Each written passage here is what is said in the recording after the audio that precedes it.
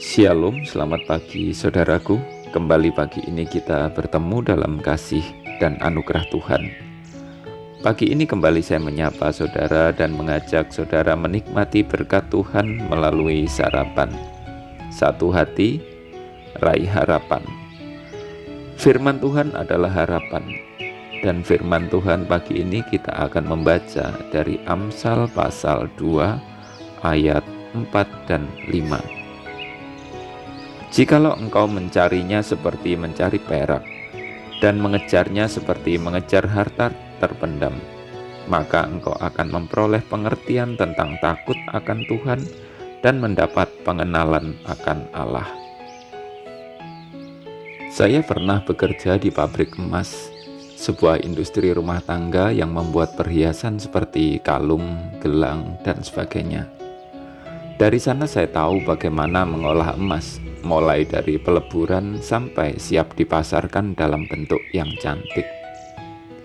Tapi saya belum pernah tahu secara langsung bagaimana orang mendulang emas.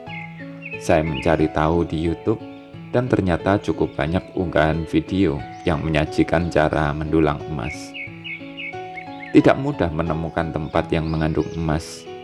Misalnya penambangan emas rakyat di Korowai, Papua, ditemukan secara tidak sengaja saat pembukaan lahan untuk membuat jalan. Setelah tempat itu ditemukan, berita cepat tersebar dan banyak orang datang untuk menambang emas di sana.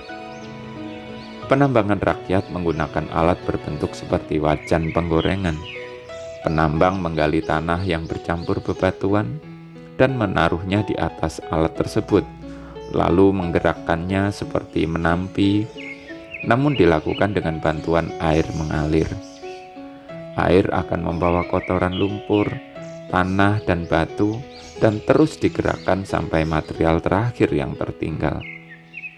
Bila tanah tadi mengandung emas, maka bagian terakhir yang tertinggal itu adalah emasnya. Akan tetapi, tidak setiap kali melakukan itu pasti menemukan emas. Terkadang juga tidak ada. Apabila tidak ada, maka akan menyendok tanah lagi dan menggali lagi dan mendulang lagi hingga mendapatkan emasnya. Kelihatannya mudah, tapi melakukannya tidak semudah yang dilihat. Berulang-ulang, menampi berkali-kali, berjibaku dengan air, angin, dan mungkin juga panas matahari. Setiap hari mereka harus mencarinya, dari pagi hingga petang. Penulis Amsal menyamakan cara mendapatkan emas itu untuk menggambarkan cara memperoleh pengertian tentang takut akan Tuhan dan pengenalan akan Allah.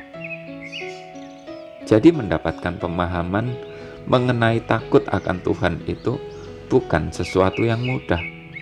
Butuh usaha yang keras dan tidak pantang menyerah.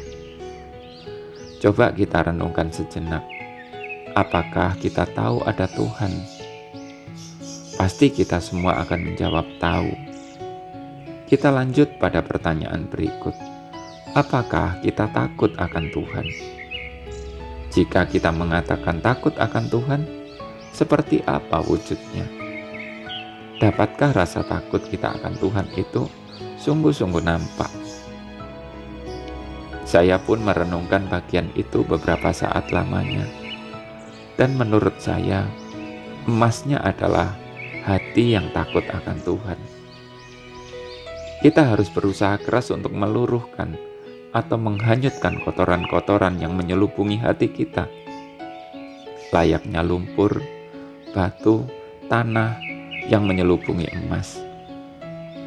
Apabila hati kita masih terbungkus oleh pikiran jahat, percabulan, pencurian, pembunuhan, perzinahan, keserakahan, kejahatan, kelicikan, hawa nafsu, iri hati, hujat, kesombongan, kebebalan, dan lain-lain, maka rasa takut akan Tuhan itu tidak ada. Rasul Petrus menasihatkan agar kita membuang semua hal yang jahat, segala macam kemunafikan, kedengkian, dan fitnah. Mari kita mendulang tambang hati kita. Selamat pagi saudaraku, selamat beraktivitas. Tuhan memberkati. Jangan lupa sarapan.